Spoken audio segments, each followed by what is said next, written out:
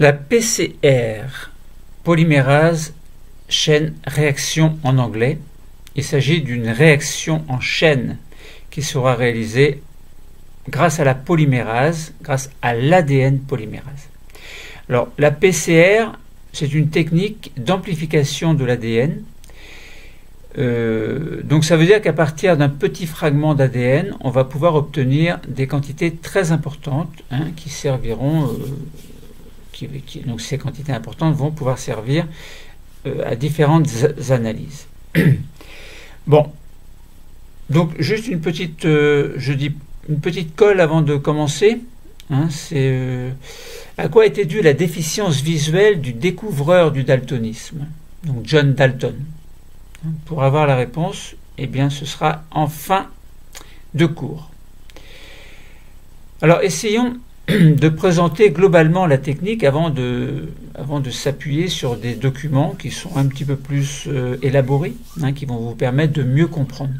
Mais disons globalement, bon, vous avez un certain nombre de choses à comprendre, vous les premières de spécialité. Bon, on ne vous demande pas l'impossible, simplement de comprendre la technique de base qui va permettre, à partir d'un petit brin, d'obtenir une grande quantité d'ADN.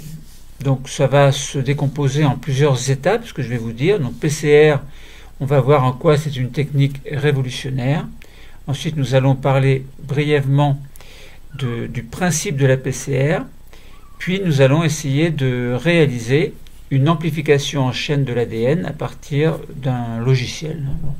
Alors nous n'allons pas lancer le logiciel, nous allons simplement en parler. Et ensuite, une fois que je vous aurai présenté de manière globale ces trois choses, eh bien, je vais vous détailler un petit peu plus à partir d'une animation, puis vous expliquer 2-3 choses en plus, avec notamment des applications dans divers domaines. PCR, technique basée sur le processus de réplication de l'ADN. On va se poser le problème suivant, sur quel principe la technique de PCR fonctionne-t-elle? Évidemment, il faudra faire la relation avec la réplication. Nous avons vu dans un autre cours que la réplication est un mécanisme semi-conservatif. Donc ça veut dire qu'à partir d'un brin mère, à partir de 2 matrices parentales, on va obtenir 2 brins néoformés, donc qui seront des brins fils entre guillemets, et on conservera la moitié du matériel génétique à chaque fois, et la moitié du matériel sera nouvellement formé.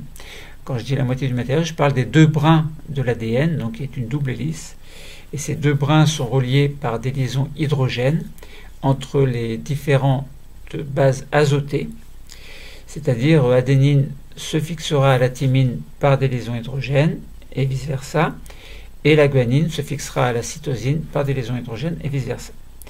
Donc on verra qu'au cours de la dénaturation, par exemple, qui est une des 3 étapes de la PCR, eh bien, il y aura séparation des 2 brins, donc les liaisons hydrogènes seront rompues. Mais commençons par essayer de voir en quoi la PCR est une technique révolutionnaire. Eh bien, l'amplification en chaîne par la polymérase, ou PCR, c'est une technique qui a été imaginée par un chercheur qui a obtenu le prix Nobel en 1993, un prix Nobel de chimie. Il s'agit de Mullis, donc Kary Mullis. Donc il a découvert qui a imaginé en tout cas cette technique en 1985. Bon, donc c'est une technique très astucieuse, comme vous allez le comprendre par la suite. Donc cette technique permet de multiplier très rapidement et de manière très amplifiée une séquence d'ADN qui est très petite ou relativement petite. En effet, si par exemple on prend une scène de crime, quelquefois les quantités sont très faibles. Et bien à partir de cette faible quantité, on va pouvoir amplifier la quantité de l'ADN et donc procéder à des analyses un petit peu plus poussées pour essayer de découvrir éventuellement le criminel ou simplement l'ADN de la victime. Bon, il y a plein de choses dans le domaine de la criminologie, donc il y a plein de choses intéressantes à faire qui permettent de trouver rapidement le coupable. Bon, c'est pas toujours simple. Donc à partir de la PCR, on peut obtenir de très très grandes quantités d'ADN. Donc il est possible d'analyser cet ADN. Bon. Ça peut être un cheveu, une trace de sang, ça peut être n'importe quoi, tout ce que vous pouvez imaginer qui contiendrait cette infime quantité. Voilà. Donc, quel est le principe de manière globale, avant que je détaille un petit peu plus tout à l'heure? Principe de la PCR, eh bien, elle repose sur la connaissance des mécanismes de réplication de l'ADN, qui est un mécanisme de réplication semi-conservative. Donc c'est très important, puisque la dénaturation des brins d'ADN va permettre de séparer les liaisons hydrogènes, donc de séparer les deux matrices d'ADN, c'est-à-dire les deux brins parentaux, et de fixer, après hybridation, donc, enfin, selon une technique que l'on appelle l'hybridation, donc fixer ce que l'on appelle des amorces, qui sont des petits morceaux d'ADN, qui vont permettre l'accrochage des ADN polymérases ensuite. Et ces ADN polymérases vont faire ce que l'on appelle l'élongation, c'est-à-dire qu'elles vont alors en allant dans des sens opposés, elles vont polymériser, c'est-à-dire fixer en fait les nucléotides sur le brin matrice, donc sur le brin d'origine. Donc on aura toujours ces brins parentaux et on aura deux nouveaux brins formés. Donc un cycle complet dure à peu près 1 minute. Donc je répète, en utilisant cette fois-ci les températures, la PCR repose sur des connaissances des mécanismes de réplication ainsi que sur les propriétés de séparation et d'association des brins, donc qui vont varier. Donc cette technique va être différente selon la température. On chauffe à 95 degrés, par exemple, on va provoquer la séparation des deux brins, c'est-à-dire la dénaturation. Puis ensuite, on va baisser la température vers 50-60 degrés, 60 degrés à peu près, et on va initier la réplication en faisant ce que l'on appelle une hybridation. Et ensuite, on va réaliser l'élongation, c'est-à-dire l'ADN polymérase, qui est une TAC polymérase, en fait, va agir à une température de 72 degrés à peu près. Alors, la mise en œuvre de cette technique a été rendue possible par la découverte chez des bactéries, des sources chaudes, donc dans les fumeurs noirs, entre autres, d'ADN polymérases, que l'on appelle des TAC polymérases, qui sont capables de fonctionner à des températures employées qui peuvent aller... Alors, ces ADN, ces TAC polymérases, en fait, qui proviennent des bactéries des fumeurs noirs, admettons, sont capables de résister à des températures de 100 degrés. Mais on réalisera l'élongation, donc la polymérisation, à une température de 72 degrés. Donc ces enzymes, ADN polymérase, donc ces TAC polymérases, sont capables de résister à 100 degrés. Elles sont évidemment capables de résister à 72 degrés. Bon. Donc cette technique de PCR va reposer sur une astuce. Ah oui, alors ce que je voulais vous dire, c'est que les ADN polymérases humaines, elles, ne résistent pas pratiquement à des températures de 60 degrés. Donc vous voyez, c'est déjà en soi, c'est une petite astuce d'avoir trouvé les TAC polymérases chez ces bactéries correspondant à ce que l'on trouve dans les fumeurs noirs au niveau des dorsales océaniques. Donc la technique de PCR repose sur une astuce, c'est que les molécules d'ADN obtenues à chaque cycle vont servir elles-mêmes de matrice pour l'étape suivante. Donc sachant qu'un cycle dure à peu près 1 minute en utilisant un logiciel spécial, donc dans ce que l'on va appeler un thermocycleur, c'est pas vraiment un logiciel, mais à partir d'un logiciel, on peut commander en fait la PCR et puis faire en sorte que dans le thermocycleur, bien l'ADN se trouve en quantité importante. Donc nous allons en parler tout à l'heure. Alors essayons de voir, en associant les 3 techniques dénaturation, hybridation et élongation, essayons de voir à quelle température se déroulent les choses et à quel moment se font ces 3 étapes. On met une température de 95 degrés. On provoque ce que l'on appelle la dénaturation, c'est-à-dire la séparation des deux matrices d'ADN, donc des deux brins d'ADN. Donc ça dure un certain temps, très peu de temps, bien moins d'une minute, puisque le total dure une minute. Ensuite, on porte la température à 60 degrés. Et à 60 degrés, on va faire ce que l'on appelle l'hybridation, c'est-à-dire qu'on va fixer dans le thermocycleur, en fait, on met les composés. Bon, ça se fait tout seul. Donc il y aura les amorces, c'est-à-dire qui sont des petits morceaux d'ADN, qui vont permettre l'accrochage des ADN, donc des TAC polymérases, des ADN polymérases. Et à partir de ces amorces, eh bien, elles vont pouvoir faire la troisième étape. Et là, on bascule à 72 degrés Celsius, température optimale d'action des TAC polymérases. Et on va faire donc il va y avoir ce que l'on appelle l'élongation. C'est-à-dire que les TAC polymérases vont fabriquer des brins d'ADN complémentaires des deux matrices. Donc voilà, donc tout cela, ça dure un cycle, ça dure 1 minute, donc cycle 1, 2, 3, 1 minute. Et après, on peut amorcer le deuxième cycle qui va durer également 1 minute. Alors, on répète le phénomène, c'est-à-dire on fait la dénaturation à 95 degrés. Puis, donc, ça veut dire que tous les brins d'ADN, donc là, il y en a, à partir d'un brin, là, on a obtenu 4 brins, enfin 2 brins en tout cas. Et à partir de chacun des 2 brins, on obtiendra 4 brins. Alors, on fait d'abord, avant d'obtenir ces 4 brins, on monte la température à 95 degrés. Il y a une dénaturation, donc séparation de tous les brins parentaux. Et ensuite, on bascule à une température, donc on bascule le thermocycleur à une température de 60 degrés, où il y a à ce moment-là, une fois qu'il y a eu la dénaturation, c'est-à-dire la séparation des brins, donc rupture des liaisons hydrogènes, eh bien, l'hybridation permet de fixer les amorces, alors que l'on met en quantité sursaturée, donc saturée en tout cas.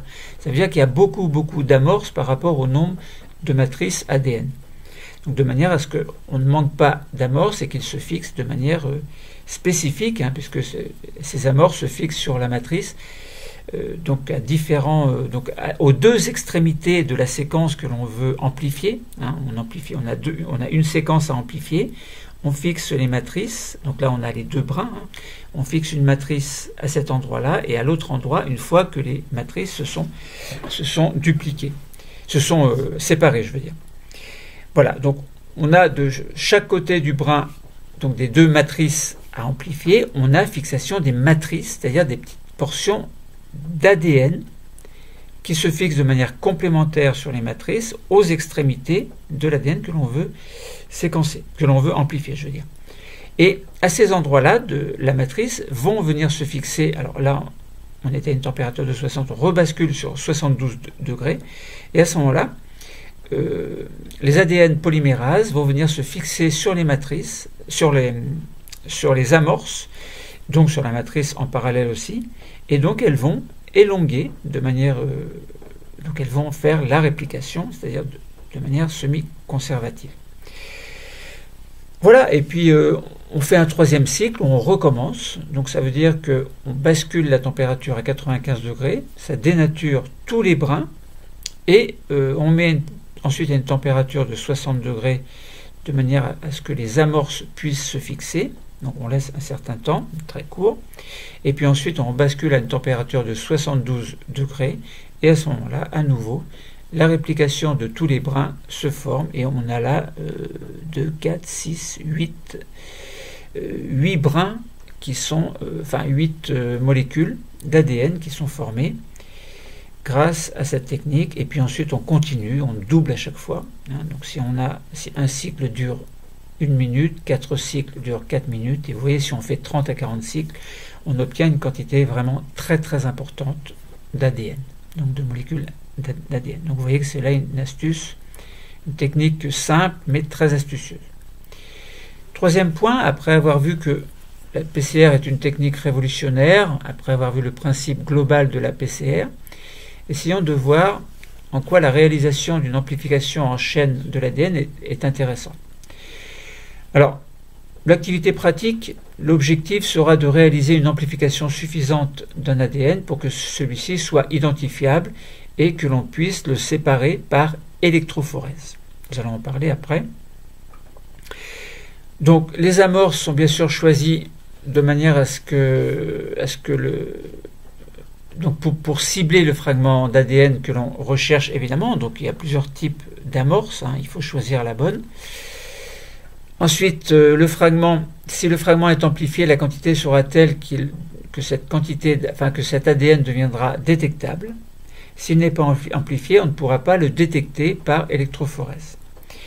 Alors, il faut bien respecter l'ordre du protocole, et puis faire en sorte que les choses se déroulent au mieux. Alors, nous allons parler de la technique d'électrophorèse après. Là, si on veut regarder, alors, si on veut regarder dans ce qui se passe donc au niveau du suivi de l'amplification qui se déroule dans le thermocycleur, alors il faut introduire les données, que je ne vous dirai pas ici, essayer de trouver sur Internet donc des documents qui correspondent à ce que vous allez voir dans le thermocycleur. Alors, je peux éventuellement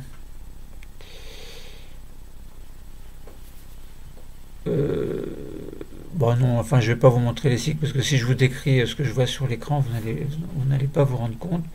Donc contentez-vous de ce que je vous ai expliqué tout à l'heure en fait. Et puis là, essayons de voir, une fois qu'on a amplifié l'ADN, en fait, on fait ce que l'on appelle la technique d'électrophorèse qui va permettre de visualiser les fragments d'ADN en les faisant migrer dans un gel d'agarose soumis à un champ électrique. En effet, l'ADN, dû au groupement phosphate qui rendent négative la molécule d'ADN, eh bien, on va provoquer un champ électrique et ces brins d'ADN vont se diriger au cours de l'électrophorèse vers le pôle positif. Donc, il y a un niveau de départ, en fait, donc on fait un dépôt de l'ADN qui a été amplifié, et on peut faire un témoin en même temps, donc où il y a une très petite quantité, et on va voir que là où le dépôt est amplifié, enfin là où l'ADN est amplifié, le dépôt devient, donc le fragment d'ADN recherché est très important. Alors, les techniques d'électrophorèse permettent de visualiser les fragments d'ADN en le faisant migrer dans un gel d'agarose soumis à un champ électrique, comme je vous ai dit. L'ADN a une charge négative et il va migrer donc vers l'anode, c'est-à-dire vers la charge positive. Ensuite, l'ADN, bon, il faut le révéler grâce à un colorant qui sera fluorescent. Et cependant, la visualisation directe n'est possible que si la quantité d'ADN est suffisamment importante. Donc on met un tube témoin qui va contenir tous les éléments, mais qui ne sera pas placé dans le thermocycleur. Donc de manière à ce qu'on n'amplifie pas donc ce témoin qui servira de référence en fait, et ensuite on fait un dépôt à partir d'un tube qui contient tous les éléments qui sont placés dans le thermocycleur et qui ont subi 5 cycles d'amplification par exemple. Et là on voit bien que ce que l'on révèle sur le gel d'électrophorèse est vraiment l'ADN amplifié. Alors, donc je vous ai dit tout à l'heure, je vais vous préciser d'autres petites choses, essayer d'approfondir un petit peu pour ceux qui le souhaitent. Donc, nous allons parler de la réaction de PCR en animation. Nous allons essayer de voir une animation. Alors, vous n'allez pas la voir, et c'est à vous de la trouver. Vous allez sur le site, par exemple, ressources numériques en biologie. Au niveau de la biologie moléculaire, vous allez voir que la réaction du PCR est proposée, enfin la PCR est proposée. Donc nous allons voir dans une première étape la réaction de PCR en animation, et ensuite je vous présenterai l'optimisation de la réaction PCR. Commençons par essayer de comprendre, de voir à travers une animation. Alors l'historique, cette technique, donc je fais simplement la lecture de ce que je vois sur Biomédia, notamment au niveau de la PCR évidemment, au niveau du sommaire, que vous pourrez retrouver facilement. Donc au niveau de l'historique, cette méthode de biologie moléculaire a été mise au point en 85 par Mullis, comme je vous ai dit précédemment, et qui a bien obtenu le prix Nobel de chimie en 93. Ce procédé a été révolutionnaire, couplé à l'utilisation d'une ADN polymérase qui est thermorésistante, l'on avait appelé la TAC polymérase, qui permet d'obtenir, sans aucun clonage, une amplification considérable d'un fragment donné. Alors, quel est globalement le principe de la PCR avant de passer à l'animation ? La réaction PCR permet d'amplifier in vitro, donc en tube à essai, une région spécifique d'un ADN ou d'un acide nucléique. Alors, ça pourrait être un ARN également. Une amplification afin d'obtenir une quantité suffisante pour détecter ce fragment d'ADN et l'étudier ensuite, notamment l'isoler par exemple par électrophorèse, mais on peut faire également des études beaucoup plus poussées. Alors pour ce faire, on a une série de réactions qui vont permettre la réplication selon un mécanisme semi-conservatif, donc d'une matrice d'ADN qui est double brin évidemment, et cette réaction est répétée en boucle. On a vu tout à l'heure que chaque cycle durait 1 minute et on avait fait l'étude sur 4 cycles. Bon, au cours de la PCR, les produits obtenus à la fin de chaque cycle vont servir eux-mêmes de matrice au cycle suivant et l'amplification se fait donc de manière exponentielle. Alors, pour avoir la réplication d'un ADN double brin, on agit en 3 étapes, comme je vous ai dit précédemment. Première étape, il faut dénaturer l'ADN pour obtenir des matrices simples brins. C'est bien ce qu'on appelle la dénaturation, c'est-à-dire la séparation des 2 brins. On sépare, on enlève, on neutralise en tout cas, ou on enlève les liaisons hydrogènes, et de ce fait-là, les 2 brins se séparent. Deuxièmement, on peut alors borner et amorcer la réplication de la séquence à amplifier à l'aide d'oligonucléotides amorces spécifiques. Ce sont les fameuses amorces. Et c'est ce que l'on appelle la technique d'hybridation. En fait, c'est l'hybridation. Simplement que ces amorces vont venir se fixer de manière complémentaire aux extrémités de la matrice dont l'ADN correspondant à ce que l'on veut amplifier se trouve de part et d'autre. Donc les matrices se fixent bien. Alors on a une matrice, on a une amorce par matrice. Donc ça veut dire on a 2 matrices et on verra que l'ADN polymérase va agir, va faire la réplication au niveau de chaque brin dans des sens opposés. Donc la 3e étape, ce sera réaliser la réaction de polymérisation du brin complémentaire et à la fin de chaque cycle, les produits sont sous forme d'ADN double brin. On a bien eu polymérisation grâce au Taq polymérase. Donc les 3 étapes constituent ce que l'on appelle le cycle de PCR. Ces 3 étapes sont effectuées à des températures différentes. On avait vu que dénaturation, c'était 95 degrés. L'hybridation grâce à des amorces se fait à 60 degrés. Et ensuite, l'élongation, donc la réplication en elle-même, se fait à une température de 72 degrés, à condition, bien entendu, que l'on utilise les Taq polymérases qui sont thermorésistantes, évidemment. Donc les différentes températures permettent de contrôler l'activité enzymatique donc de la polymérase. Bon, alors, il y a d'autres enzymes mais qui servent pour autre chose, des ligases, etc. Donc, mais on n'en parle pas. On parle simplement de l'ADN polymérase. Bon, pour effectuer cette transition de température, les microtubes contenant le mélange réactionnel, les microtubes en tout cas contenant le mélange réactionnel sont placés dans un appareil qui va programmable. C'est ce que l'on appelle le thermocycleur dont je vous ai parlé un petit peu tout à l'heure. Alors vous pouvez voir le détail d'un thermocycleur en trouvant des informations sur Internet.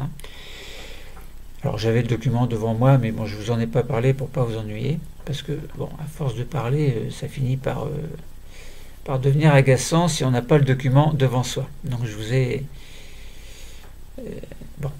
Cet appareil présente un bloc chauffant qui permet d'exposer les tubes qui contiennent le mélange réactionnel à des températures choisies pour des durées déterminées par l'expérimentateur. Donc la PCR est extrêmement rapide et ne dure que quelques heures, 2 à 3 heures pour une PCR de 30 cycles. Bon, à peu près. Alors maintenant, essayons de voir l'animation en elle-même, c'est-à-dire que on va essayer de mieux comprendre. Donc on a une région à amplifier, etc. On va voir qu'il y aura des amorces à fixer, on va utiliser la Taq polymérase, donc la PCR.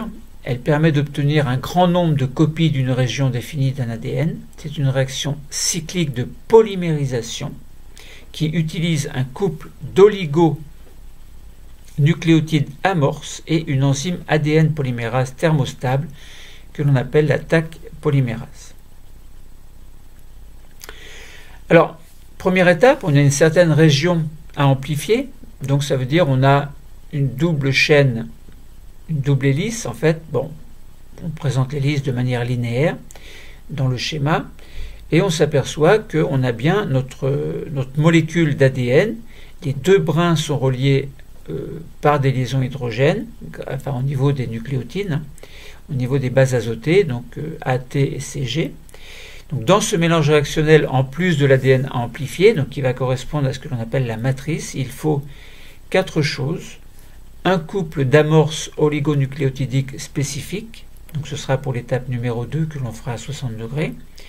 Il faudra une ADN polymérase thermostable, donc la Taq polymérase dont nous avons parlé, et qui est résistante à des températures de 100 degrés, mais avec une activité optimale à 72 degrés. Donc on se placera bien à 72 degrés, alors que la polymérase humaine, elle, est détruite à 60 degrés. Donc on voit bien que c'est une technique astucieuse, et notamment avoir trouvé cette Taq polymérase relève de quelque chose quand même d'assez intéressant. Il faut également les 4 désoxyribonucléotides triphosphate, donc c'est-à-dire le DATP, correspondant à l'adénine, donc désoxyadénosine triphosphate, le DTTP, le DGTP et le DCTP. Et il faut alors on n'en a pas parlé, mais il faut un tampon, le tris-HCl, qui contient il faut également donc des cations bivalents et monovalents, donc ça on n'en parle pas trop. Chaque cycle est une succession de 3 étapes, comme on a dit. Alors en fait, je répète un petit peu les choses. Une dénaturation en simple brin de l'ADN, donc ça veut dire à partir d'un double brin, on obtiendra 2 brins isolés. L'hybridation des oligonucléotides amorces, donc ce sont des amorces qui vont se fixer à chaque extrémité de la région amplifiée, sachant que on aura une seule amorce par matrice, mais les amorces se trouvent aux deux endroits opposés de la région à amplifier. Et ensuite, troisième chose, donc la polymérisation des brins inverses complémentaires des brins matrices. Donc ça veut dire simplement que la Taq polymérase, elle va agir dans des sens opposés. Alors, région amplifiée toujours, on a toujours un certain nombre de nucléotides, donc on a l'ADN, le polynucléotide avec les régions, donc les 2 brins se sont séparés. C'est ce que l'on appelle la dénaturation, donc c'est le cycle, on parle du cycle 1 ici, à 95 degrés, donc on a bien la dénaturation de l'ADN, sans destruction. L'ADN ne se détruit pas du tout, simplement les liaisons hydrogènes ne sont plus efficaces et les 2 brins se séparent. Donc elle est réalisée à une température d'à peu près 95 degrés. À cette température, les liaisons hydrogènes qui maintiennent l'ADN double brin sont rompues et à la fin de cette étape, on obtient de l'ADN simple brin qui va être prêt pour l'hybridation avec les oligonucléotides amorces que l'on va voir dans cette étape. Donc voilà. On a la région toujours de l'ADN amplifié sur le schéma et on a bien fixé de chaque côté les matrices, pas les matrices, mais les amorces plutôt. Donc les séquences des oligonucléotides amorces sont choisies pour former les limites de la séquence ADN qui doit être amplifiée. Donc on a un brin en haut, un brin en bas, et on a une amorce ici, une amorce là. Bon. Donc chaque oligonucléotide fait à peu près 20 à 30 nucléotides environ. Donc ça veut dire les amorces. En fait, les amorces contiennent 20 à 30 nucléotides. Donc comme ces amorces sont complémentaires de l'ADN, la fixation sur la matrice se fait automatiquement. Ça va de soi en fait, puisqu'il y a une complémentarité entre les différentes, une petite séquence à l'extrémité de la séquence à amplifier, il y a une certaine séquence et sur l'amorce il y a la séquence opposée. Donc si on a ATC sur la matrice par exemple, on aura donc A.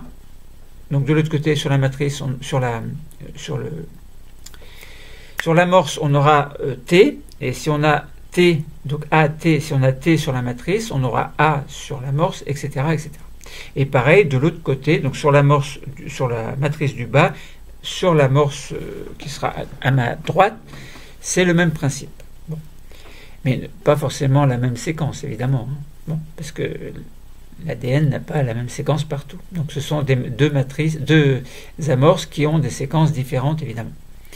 Donc l'hybridation, c'est ce que l'on appelle l'hybridation de ces oligonucléotides amorces, doit se faire à la même température d'hybridation, que l'on appelle TA, grand T, petit a, et inférieure à 5 degrés à la température de demi-dénaturation, que l'on appellera grand T, petit n. Donc je répète, l'hybridation des oligonucléotides amorces doit se faire à la même température d'hybridation TA, inférieure à 5 degrés à la température de demi-dénaturation Tm. Donc TA, autrement dit, c'est Tm moins 5 degrés. Et la TM, elle dépend de la composition des bases, de la séquence d'ADN considérée selon une formule compliquée. Bon, la formule, je peux vous la donner, c'est TM, c'est égal 2 fois, entre parenthèses, A plus T, plus 4 fois, entre parenthèses, C plus G. Bon, voilà, c'est un peu compliqué à comprendre, mais en gros, ce qu'il faut retenir, c'est que les deux brins d'ADN sont dénaturés, deux matrices se fixent aux deux extrémités de la région à amplifier. Bon, c'est ce qu'il faut retenir, en fait. Ensuite, les ADN polymérases, en fait, c'est la troisième étape qui se réalise à 72 degrés, alors que l'étape précédente se faisait à 60 degrés, et 95 pour la dénaturation, hein, vous n'oubliez pas. Mais pour la fixation des amorces, c'était à 60 degrés. Et là, on rebascule au niveau du thermocycleur à une température de 72 degrés. Les tags polymérases font leur travail, c'est-à-dire qu'elles vont faire la réplication selon un modèle semi-conservatif, évidemment. Mais bon, c'est un petit peu spécial parce qu'on a la réplication qui se fait, mais sur chaque matrice, en fait. Donc, bon. Pour réaliser la réaction de polymérisation en chaîne, l'ADN polymérase utilisé doit pouvoir résister au passage répété de haute température, et c'est tout là l'intérêt d'avoir découvert cette tag polymérase qui provient d'un organisme thermophile qui est particulièrement indiqué pour la réaction PCR. Donc cette tag polymérase est très indiquée pour cette PCR. La température de polymérisation de cette tag polymérase est de 72 degrés, comme je vous l'ai dit, température optimale d'action de cette enzyme. Et comme tous les ADN polymérases, elle effectue la polymérisation à partir d'une extrémité. Alors, bon, on dit c'est l'extrémité 3'OH. Hein, bon. Donc, libre, évidemment, et d'une amorce dans le sens de synthèse 5' vers 3'. Bon.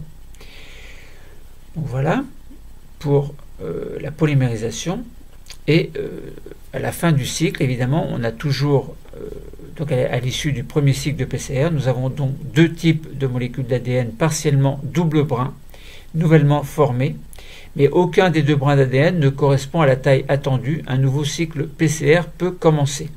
Donc ça veut dire qu'on a amplifié de l'ADN, mais ce n'est pas suffisant, puisque à partir d'un brin, on a obtenu deux brins d'ADN. Alors pas de, non, à partir d'une matrice, enfin d'un double brin, c'est-à-dire d'une molécule qui est double brin, on a obtenu deux matrices, donc deux brins séparés, et à partir de chacun de ces brins, il y a eu donc la réplication de chacune des matrices, donc on obtient bien là deux molécules d'ADN. Bon, attention à ne pas se tromper.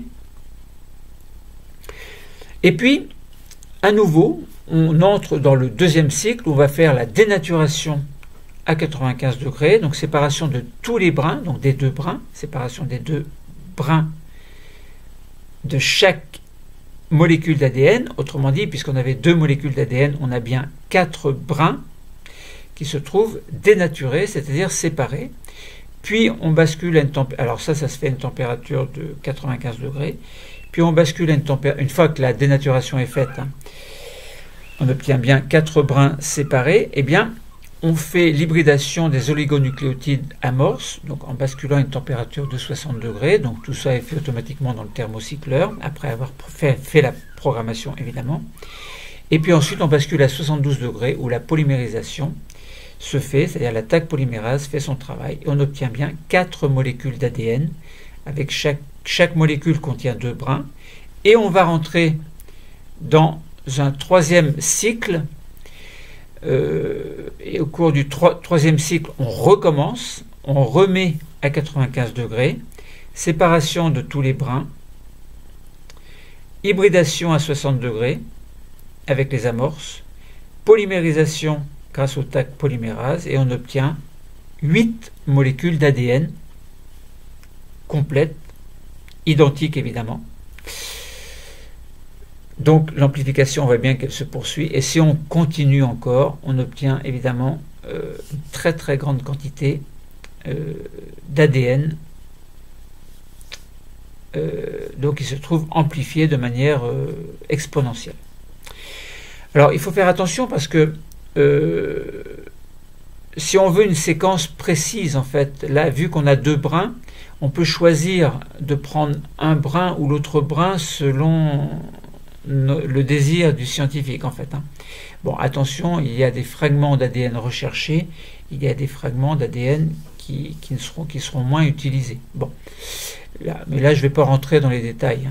Bon, à la fin du 3e cycle, par exemple, si on a fait 3 cycles, nous avons deux molécules du fragment d'ADN double brin de la bonne taille pour une molécule d'ADN de départ. Donc il faut faire attention à ça, mais bon, c'est compliqué, je ne vous en parlerai pas ici. Bon. Donc voilà, c'est donc à partir d'une animation que vous avez pu étudier. Maintenant, si on essaie de voir un petit peu plus en détail, pour ceux que ça intéresse, si vous voulez continuer à écouter, allez-y, sinon je vous invite vous avez compris l'essentiel, vous pouvez arrêter d'écouter.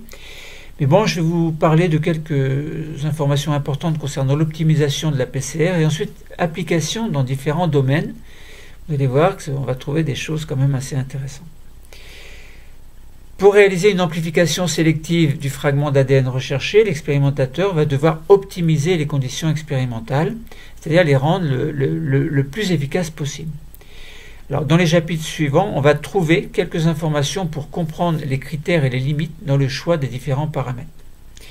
Concernant les amorces, alors les fameuses amorces, donc dans la mise au point de la réaction PCR, le choix des amorces est très très important. En effet, ces amorces ont un double rôle en s'hybridant à l'ADN matrice, c'est-à-dire la matrice, donc la molécule de départ, c'est-à-dire à partir de la molécule de départ, après la dénaturation, il va y avoir une hybridation sur l'ADN, sur un des deux brins qui servira de matrice, et elle délimite la région de l'ADN à amplifier. Et avec leur extrémité 3'OH libre, elles peuvent servir d'amorce pour l'ADN polymérase, donc la Taq polymérase ici. Donc deux choses importantes. Les oligonucléotides amorces vont s'hybrider aux extrémités de la séquence qui va être amplifiée. Il faut donc connaître les séquences nucléotidiques des extrémités de la région amplifiée. C'est évident. Si on a une certaine séquence sur la matrice, l'ADN la petite portion amorce va devoir s'hybrider, c'est-à-dire se fixer de manière complémentaire sur une petite partie de l'ensemble de la matrice à amplifier. Bon, donc c'est très important, donc il faut faire des études en parallèle pour savoir quelles amorces on va utiliser. On ne va pas mettre n'importe quoi, évidemment. Donc, c'est au niveau de ces extrémités que les oligonucléotides amorces vont s'hybrider, et pour faciliter le choix des séquences des deux amorces, des logiciels d'analyse de séquences permettent de vérifier les points suivants, 3 points en fait, des températures de demi-dénaturation que l'on appelle grand TM qui devront être comparables. Les oligonucléotides amorces doivent s'hybrider à l'ADN matrice dans les mêmes conditions de température, donc on en reparlera tout à l'heure dans la partie température, et les séquences ne doivent pas être ce que je veux dire, c'est que permettre de vérifier que les séquences qui ne soient pas complémentaires entre elles, en particulier dans la région 3', parce qu'évidemment là il y aurait un problème, parce qu'elles pourraient s'hybrider entre elles. Et des séquences qui ne contiennent pas de séquences répétées inversées, donc il n'y a pas de repliement intramoléculaire. Bon, ça c'est un petit peu spécial, j'en parlerai pas. Il est alors possible de faire synthétiser les deux oligonucléotides, une vingtaine de bases. Alors, la synthèse chimique d'ADN permet d'obtenir des oligonucléotides dont l'extrémité 5' n'est pas phosphorylée, 5'OH entre autres, contrairement aux ADN naturels. Ainsi, tous les fragments d'ADN amplifiés par PCR sont déphosphorylés à leur extrémité 5'. Bon, vous voyez que il y a quand même des choses intéressantes à noter. Donc, concernant les températures, les 3 étapes constituant un cycle de PCR sont effectués à des températures différentes qui vont permettre le contrôle de l'activité enzymatique. Premièrement, l'étape de dénaturation est réalisée à 94-95 degrés Celsius pour une dissociation complète des deux brins d'ADN. Deuxièmement, l'étape d'hybridation se fait à une température grand T petit a qui sera définie selon la nature des amorces. Bon, cette température va déterminer la stabilité des hybrides une fois que l'appariement amorce et matrice est réalisé. Voilà, et en effet, il ne faut pas que les amorces se désunit de la matrice, sinon il y aura des problèmes, évidemment. Et troisième chose, donc l'étape de polymérisation se fait à 72 degrés. C'est la température de travail, entre guillemets, de manière optimale de l'ADN polymérase, donc la Taq polymérase, qui est thermorésistante. Au cours de cette étape, les brins complémentaires d'ADN sont synthétisés à partir des extrémités 3'OH libres des amorces hybridées, de manière à ce que les polymérases agissent, et il faut qu'il y ait bien ces extrémités 3', et donc il faut bien choisir les amorces, et à ce moment-là, les polymérases vont agir de manière à polymériser, à former le deuxième brin, en fait, à partir de la matrice, de manière la fixation se fait de manière basée sur le principe de la complémentarité des nucléotides.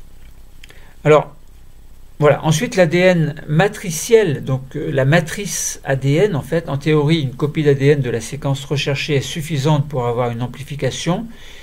Bon, maintenant, il faut tenir compte de la probabilité de rencontre des molécules d'ADN matrice avec les amorces. Et dans la pratique, plusieurs copies sont nécessaires pour avoir le résultat correct.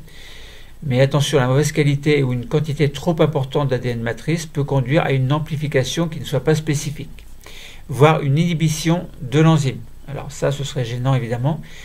Dans ce cas, il est possible d'expliquer cette inhibition par la présence de choses qui vont contaminer, par exemple, qui proviennent d'échantillons de réactifs utilisés dans les protocoles d'extraction de l'ADN. D'où manipuler de manière très très consciencieuse et délicate. L'ADN polymérase. Alors, les premières ADN polymérases utilisées provenaient de bactéries thermophiles, résistantes à des températures très élevées, comme par exemple la Taq polymérase qui provenait d'une bactérie que l'on appelle Thermus aquaticus. De nos jours, les enzymes utilisées sont dites recombinantes, ce qui simplifie considérablement leur obtention, et leurs propriétés ont été largement modifiées pour les rendre plus efficaces et plus fidèles. Bon, voilà. Donc, Taq polymérase, c'est très bien. Évidemment, il y a des évolutions dans les domaines techniques.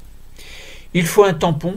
Bon, tampon, c'est utilisé pour la réaction qui permet de maintenir la température, enfin pas la température, mais le pH à un pH basique de 8,5 à 9 à peu près. Bon, je n'en parlerai pas trop, pas trop en parler. En début d'expérience, il y a un large excès d'oligonucléotides amorces, donc là je parle des conditions expérimentales, ainsi que des désoxynucléotides triphosphates en quantité suffisante, donc qui doivent être en quantité excessive, saturée, pour synthétiser les copies d'ADN. Donc, je répète parce que vous n'avez peut-être pas compris. En début d'expérience, il y a un large excès d'oligonucléotides amorces, ainsi que des DNTP, donc à la fois les amorces et les oligonucléotides, doivent être en quantité surnuméraire. Suffisante en tout cas pour que la copie de l'ADN se fasse. Évidemment, s'il n'y a pas assez, par exemple, d'adénine, ça veut dire que on ne pourra pas créer de molécules complètes, évidemment. Donc, il faut s'arranger pour que dans le thermocycleur, il y ait tout ce qu'il faut en quantité suffisante. Bon. Donc, au fur et à mesure de l'avancée de la PCR, les copies d'ADN vont s'accumuler, évidemment. Cette augmentation de la quantité d'ADN s'accompagne d'une modification du milieu réactionnel. Il y a une certaine viscosité, donc qui va s'imposer évidemment. La viscosité va augmenter et les quantités d'oligonucléotides amorces et de DNTP vont évidemment diminuer. Alors ça pose des problèmes. De plus, la synthèse d'ADN est accompagnée par la libération de pyrophosphates et donc qui en concentration élevée vont inhiber l'activité de la Taq polymérase. Alors ça c'est très gênant évidemment. En fin d'expérience, les conditions expérimentales auront changé jusqu'à devenir de plus en plus défavorables à une bonne activité enzymatique. On peut comprendre alors que le nombre de cycles lors d'une expérience de PCR soit limité. Bon, avant qu'il n'y ait trop de dégâts, on s'arrête à 30-40 cycles à peu près. Bon, voilà. Donc voilà pour quelques précisions. Maintenant, essayons de redéfinir d'une manière un petit peu différente. Bon, je vais redire un petit peu les mêmes choses, mais c'est pour arriver à des applications en fait qui seront intéressantes. Alors, définition de la PCR, bon, qu'est-ce qu'on peut en dire ? On a déjà expliqué, donc je ne vais pas répéter. Le principe, j'ai déjà expliqué, je ne vais pas répéter. Donc je vais arriver tout doucement à quelque chose qui est intéressant. et que vous allez pouvoir trouver sur le site Unistra. Donc Open Lab Unistra, application de la PCR, c'est ce que je voulais vous montrer, vous expliquer. Application de la PCR est très couramment utilisée dans de très nombreux domaines. Alors, très nombreux domaines. En médecine, d'abord, on peut diagnostiquer des maladies génétiques, par exemple la myopathie, la mucoviscidose. On peut diagnostiquer également des infections virales. Alors, par exemple, le sida, l'hépatite C, le SRAS, S-R-A-S, donc SRAS, des infections bactériennes également, par exemple la tuberculose, ou parasitaires, par exemple la toxoplasmose, mais on peut également s'intéresser aux cas de cancer. En recherche fondamentale, les applications sont multiples et sont routinières. En médecine légale, pour identifier une personne par son empreinte génétique dans le cadre d'une enquête judiciaire par exemple, et même, très intéressant, pour un test de paternité. Bon.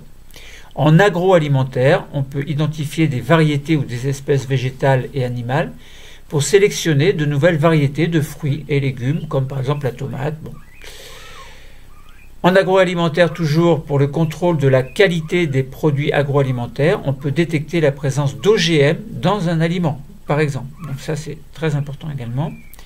En histoire, par des études phylogénétiques sur des squelettes fossiles, par exemple ADN fossile, on peut rechercher les liens de parenté entre les individus. Alors, cas les plus célèbres sont les enfants de Louis XVII ou ceux du tsar Nicolas II.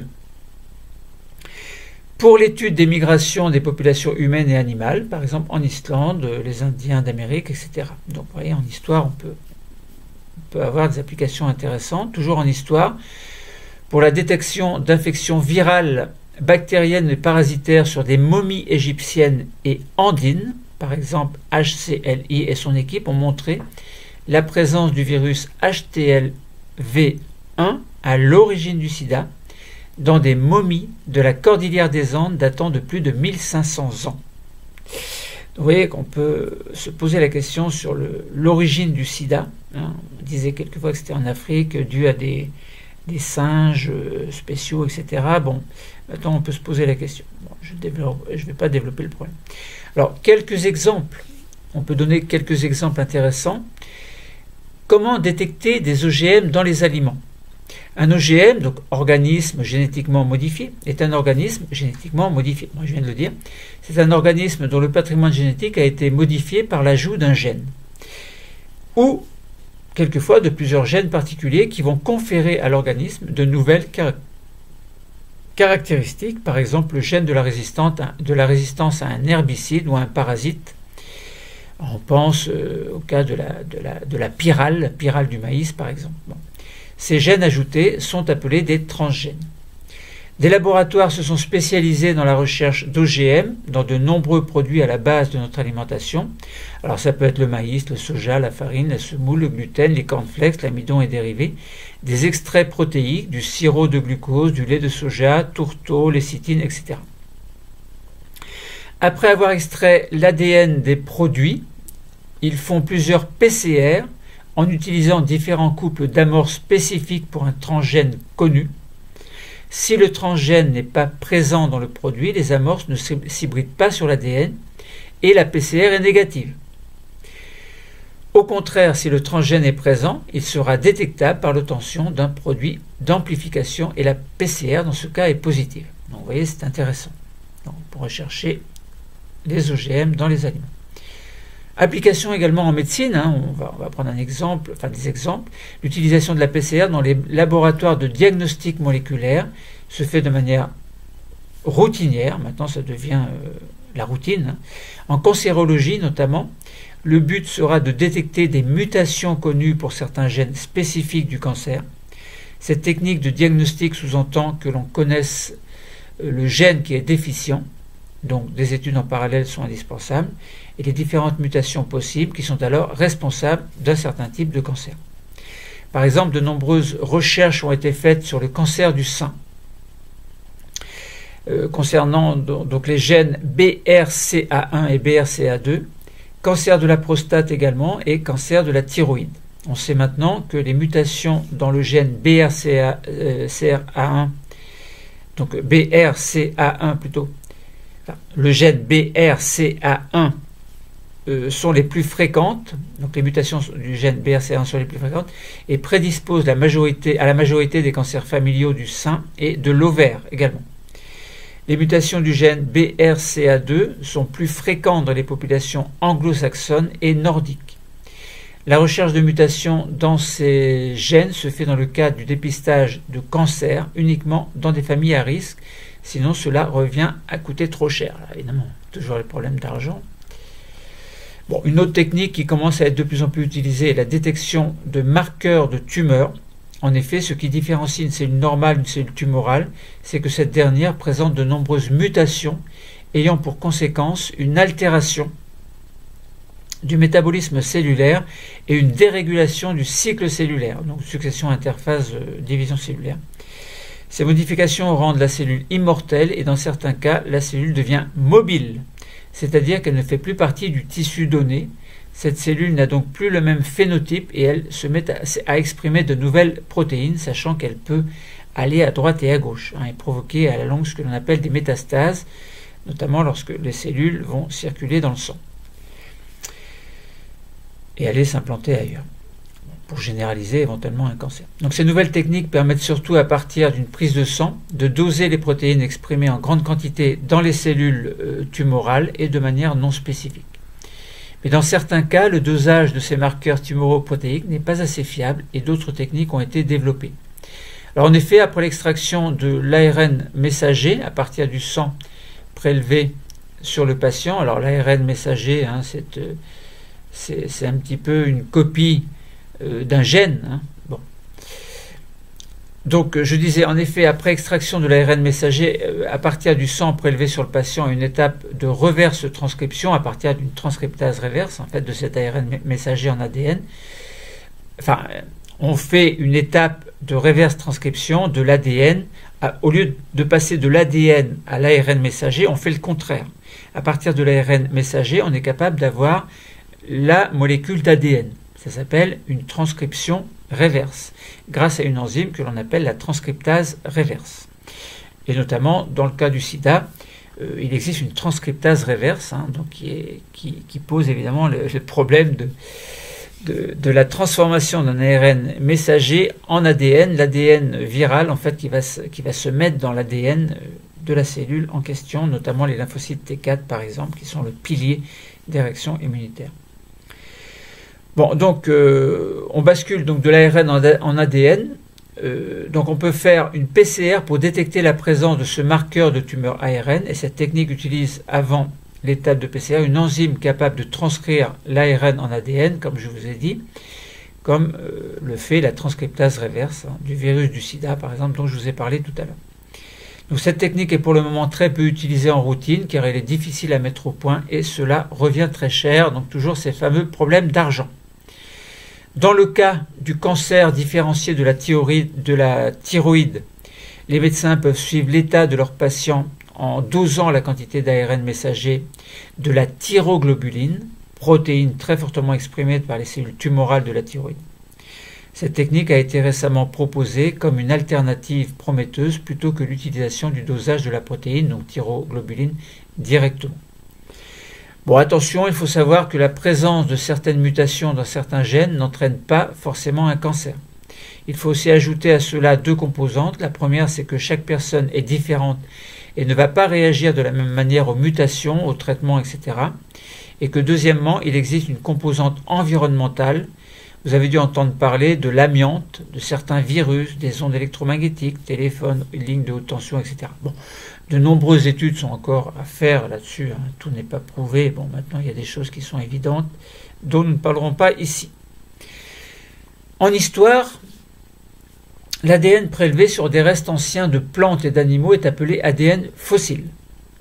Alors, on peut polariser sur est-ce qu'on peut refabriquer entre guillemets des mammouths en faisant un petit peu de biologie moléculaire. Bon, le problème est très compliqué, bon, c'est très peu probable. Bon. La recherche sur l'ADN fossile est une activité scientifique très médiatisée et il y a un film qu'on appelle Jurassic Park qui qui est un petit peu, alors je dis pas une anticipation, hein, mais bon, un petit peu de la science-fiction et qui fait un peu rêver. Bon, pas forcément de la bonne façon. Donc juste à la sortie du film en 93, une équipe de chercheurs a réussi à extraire de l'ADN à partir d'un charançon fossilisé d'un ambre vieux de 130 millions d'années. Bon, un charançon, voilà. C'est-à-dire un petit insecte qui a une espèce de trompe et qui va percer les choses, ou, bon, par exemple du bois, etc. Bon. En général, l'extraction d'ADN fossile pose de nombreux problèmes. L'ADN fossile est un matériel très fragile et soumis à différentes contraintes environnementales qui ont pour conséquence sa dégradation. Mais l'ADN peut être sauvegardé dans différents tissus. L'ADN est extrait à partir de tissus mous issus de restes momifiés par exemple ou de spécimens naturalisés. Et la conservation des tissus mous peut résulter de processus naturels comme la congélation en milieu froid. Alors, dans le cas d'Otzi, l'homme des glaces, par exemple, retrouvé dans les Alpes à la frontière entre l'Italie et l'Autriche, ou la dessiccation dans les déserts chauds et secs. Les tissus mous peuvent aussi être conservés de manière artificielle, par exemple les momies, animaux taxidermisés, herbiers de collection, spécimens conservés dans l'alcool. On peut également extraire l'ADN à partir de tissus durs, des os, des dents par exemple. Les milieux froids, les déserts chauds et secs, les tourbières et les fosses à goudron préservent mieux l'ADN ancien.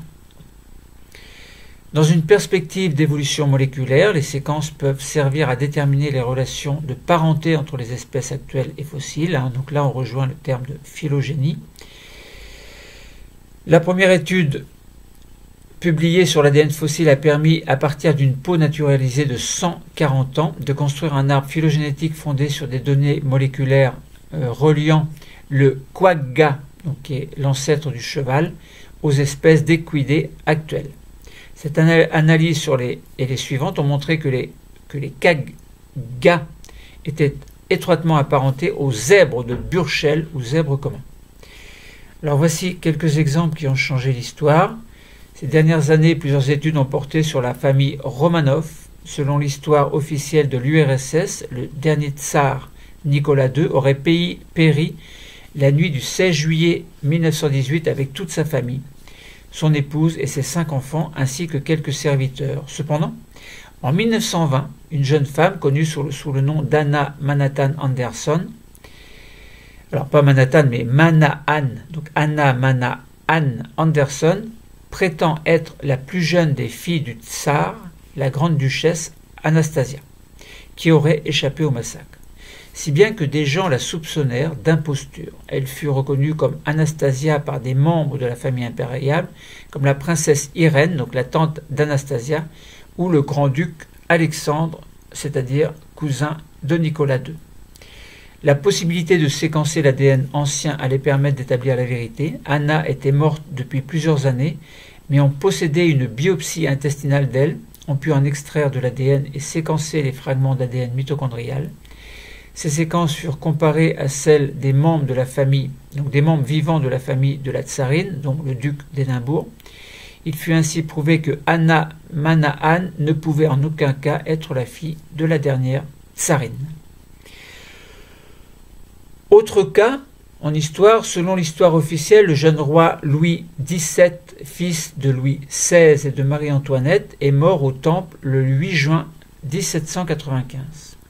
Mais la rumeur se propagea rapidement que l'enfant mort au Temple n'était pas Louis XVII, mais une doublure qu'on lui avait substituée pour mettre à exécution un plan d'évasion. Dès la Restauration, avec un grand R, de nombreux prétendants au nom de Louis XVII se firent connaître. On en compta même jusqu'à New York, aux Seychelles, aux Açores et en Dalmatie. Le prétendant le plus sérieux fut Naundorf, qui se fit reconnaître comme étant Louis XVII au début de la monarchie de Juillet par quelques vieux serviteurs de Versailles ou des Tuileries, notamment par Madame de Rambaud, gouvernante de Louis XVII. Son cas ne fut tranché que très récemment grâce à son ADN prélevé sur son squelette et à l'ADN extrait du cœur de l'enfant mort au Temple que le médecin responsable avait conservé. La séquence des bases de certaines zones de l'ADN mitochondrial fut établie pour les deux sources et comparée avec la séquence correspondante établie chez des descendantes de Marie-Antoinette. Il fut alors clairement montré qu'il était impossible que Naundorf soit le fils de Marie-Antoinette, mais que, par contre, l'enfant mort au temple était très probablement Louis XVII. Voilà. Tout à l'heure, je vous ai parlé d'une petite anecdote. En 1995, 150 ans après sa mort, les yeux de John Dalton ont pu être analysés. La déficience visuelle du découvreur du daltonisme était liée à l'absence du gène MW opsin. Le cours est terminé. Merci.